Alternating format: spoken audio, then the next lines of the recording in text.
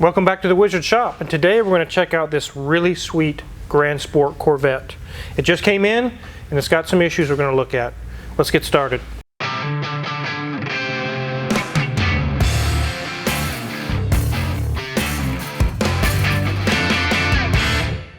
So this is a 1996 Chevy Corvette Grand Sport Edition, and it's in really good shape with only 38,000 miles on it. It's here for inspection, and it also has long cranking time. When it sits for a while, it has to crank and crank and crank and crank to get it start. We're going to take a look at a real quick diagnosis that I would jump on right away. I already have, and I found the problem, but we're going to show you guys what I found. Let's take a look around this car, check out the really sweet interior, then we'll raise it up and look underneath, then we'll talk about what we found, why it has long cranking. Ooh, flip-up headlights. Yes, flip-up headlights. This is stock. All these stripes are not aftermarket. The wheels are not aftermarket. This is all part of the Grand Sport package, and it looks amazing. I've actually only seen one or two other of these before, and it's a real treat to have it in the shop. It's a little dirty. I think the customer drove it here. He must have washed it, and then he got some dust and dirt on it. So it is a little dirty, but it's in very good shape otherwise. We can see it was a Celebrity Choice winner in the 20th anniversary Corvette Evolution in Effingham, Illinois. John Hutchinson. That was the judge that judged it, I guess. Really nice looking car. Let's go around to the back. So unlike the early 80s that have perfectly circular taillights, these ones are more square. It also has some rectangle exhaust outlets. A nice racing stripe down the middle, and you can see that it was a participant in the 2019 caravan of the 25th anniversary National Corvette Museum. So this car's got some pretty cool history to it, and I don't doubt it for the great shape it's in. It's not scratched up or dinged up. It's got really sweet black wheels. It's got the Grand Sport badge on the side. Really nice looking car. Let's check out the interior, guys. It's so cool. So as you can see, it's got 38,555 miles. Very low mileage for a 1996 Corvette. The dash is in good shape. All the gauges are working. The radio works. Usually all this stuff is trashed. It gets up in age and miles, and it gets into the hands of teenagers, and they just destroy these Corvettes. This one luckily has been spared. It has these really sweet red seats. Grand Sport seats. It's red underneath the dash. Also has red accents on the doors. The only thing I never did like, I used to have a C4 Corvette. It was an 84, the Crossfire. It's these really high door sills. And that's part of the frame of the car. It's just the way it's designed, but you really sink down when you sit in this car. And it can be kind of difficult to get in and out of. It's not too bad, but it's something to think about. They also have very narrow footwells. They go to a sharp point. Headliner's in good shape on the targa top, and the rear carpet and everything in the back trunk area is also in very good shape. I like to see these Corvettes when they have the original Delco gold system or the bows. Everything's intact. It's really nice. It's not been butchered up and put Pioneer 6x9s in the back or something crazy. I like to see them stock. So everything's in good shape on this car. Let's go ahead and put it on the lift and look underneath and see what we see there.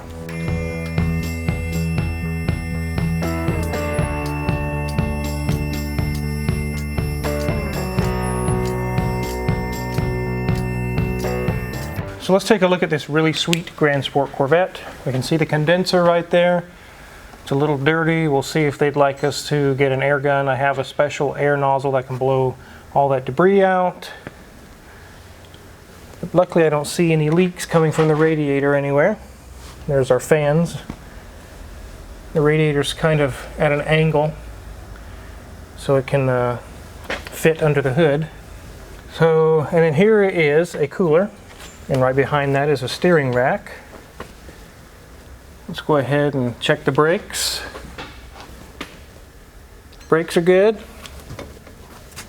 Nothing loose. Sway bar link is good. The bushing is good. Go move over to here. Brakes are good. Nothing loose. Sway bar is good. The struts, actually shocks I should say, are in good shape. This has the leaf spring, transverse leaf spring. It's fiberglass all the way across. That's the way these Corvettes were, or are, I guess. One thing that can be a pain on these, you can see right through here, is the harmonic balancer. When it goes out, which is common on these, you have to remove the steering rack to get it out, because it sits right directly in front of it. So that can be kind of a pain to do. Move on back. Do see a little seepage on a hose there. An oil cooler hose or something. We'll let them know about that. Everything else looks good here. This is from that hose, I think it's spraying back. And here's our ZF transmission. Looks like it says S6-40. Nice ZF transmission, manual. Here's where you sit. This is where your seats are. Right there is where the seats are mounted. Literally right there. Nice exhaust. Looks like stock exhaust right there anyway. We'll move our way back. These half shafts are nice and tight. The brakes are good. They look fairly new in the back. Nothing loose there. Got nice Bilstein shocks and they're not leaking. Car Wizard, these are some really beefy tires. Yeah, this car has pretty good power to weight ratio, so it needs nice beefy tires. Here's our leaf spring, goes all the way across to the other side. We'll check the brakes over here. Nice and new. Nothing loose there. The half shaft is good. And here's our exhaust. It looks like General Motors. It's stock exhaust all the way back, which on a special edition car like this is actually a good thing. You really don't want to modify it too much. Look here, styrofoam for the bumper. Just like if you buy a new TV, you get styrofoam for shipping. It's lightweight and it works. It never disintegrates, or at least in 10,000 years. Yeah, it lasts a long time. Here's our spare tire. It's underneath the shield.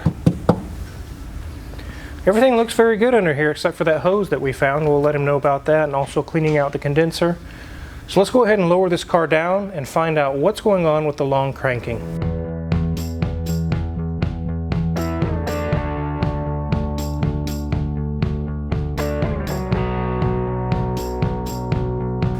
So when somebody tells me on a modern fuel-injected car that when it sits for a while, it's got long cranking times, that's not going to be a crank sensor, that's not going to be electrical, it's not going to be ignition problems. Some people put new batteries in or new ignition switches or try all kinds of weird stuff. There's only one thing that comes to mind with that for me is fuel system. There's two things you can check, the fuel pressure regulator and also fuel pressure itself. Let's open this up and look at this sweet engine. Let's also dive into why it has long cranking times.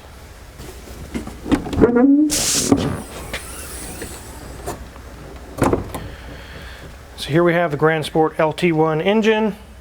It has a little bit more power than your standard LT1. It has 330 horsepower and 340 pound-feet of torque. So it's got quite a bit more power. Let's go ahead and remove these little covers. Set those aside.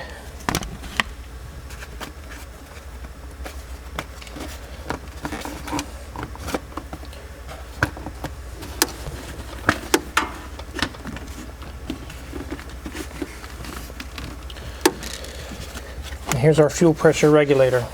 One thing I would do is pull this vacuum line off and see if there's gas in there. On any car, whether it be a Honda, a Chevy, a Dodge, I don't care what it is, if it has a fuel pressure regulator like this, when you pull the vacuum line off, it should be dry as a bone and smell like metal or nothing. It shouldn't have a gas smell. Let's pull that off and see. It's nice and dry. The inside of that fitting is nice and dry as well, so that's very likely not the culprit. Okay. Go ahead and put this guy back.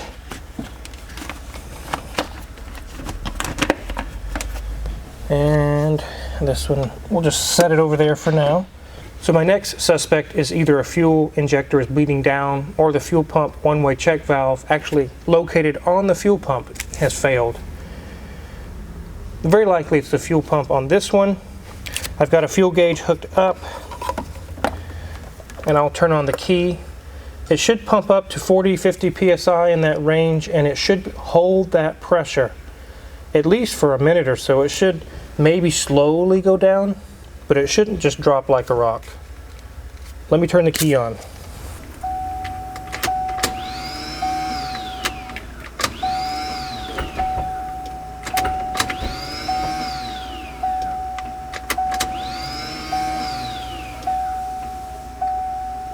As you can see, it took a minute to build pressure because it's already bled back into the tank. I'll turn it on again. We build our pressure that we need to start the engine, and immediately it goes back to zero. Almost immediately anyway. That's not good. Most modern fuel injected cars have a test port that you can hook a fuel gauge to and check fuel pressure. Not so much with direct injection, you have to have a whole different set of gauges for that, but this is 90s, early 2000s. It's very easy to diagnose with a simple fuel gauge. I have found with strong confidence the long cranking time. When this car sits, all the fuel pressure drains back to the tank, and when he goes to crank it, it has to build all that pressure back up again. So you're cranking, and finally the fuel pressure builds back up and the car starts. I will quote this customer a fuel pump. We will also look into the oil leak hose and cleaning out the condenser. If it were a fuel injector, it wouldn't leak so fast. And if it would run horrible. It would be running so rich, and one of the cylinders would be running so rich, it probably wouldn't even fire correctly, and the thing would be running rough. But when it does start, it runs perfect, perfectly smooth. So very likely it's not an injector. This is going to be a fuel pump issue. So I'll have Mrs. Wizard start the engine up and we can listen to it run. You can hear that it runs perfect.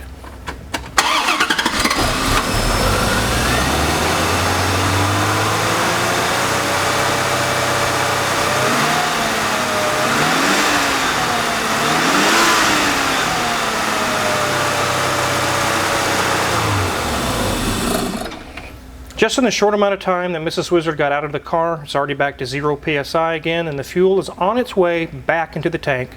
So then the next time you start your car, you can crank all over again. Another way we can tell that it's not an injector is if it was stuck open and spraying all the time. We would have a check engine light on in a rich running condition, and we would know something's going on with the injectors. This is a fuel pump. So we found the issue. I'll get some prices together and we'll get a hold of this guy on his really sweet Grand Sport. This is definitely a car worth fixing. It's not been all ratted out and teenage destroyed. It's in very good shape.